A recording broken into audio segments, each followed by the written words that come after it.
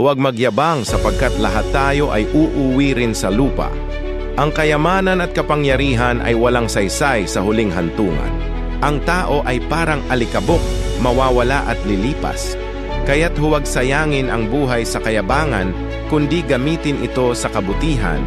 Walang mataas at walang mababa sa huli, dahil lahat ay babalik sa parehong lupa na pinagmulan. Ang buhay ay maiksi, huwag itong ubusin sa galit at inggit. Ang pag-ibig at kabutihan lamang ang may halaga sa huling araw. Kapag tayo ay inilapag sa hukay, hindi dala ang pera, titulo o kapangyarihan. Ang dala mo lang ay ang iyong mga gawa. Matuto tayong yumuko at maging mapagpakumbaba sapagkat ang dulo ng lahat ay kapareho para sa lahat.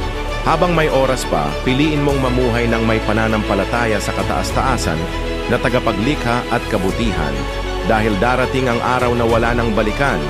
Kanor Stories.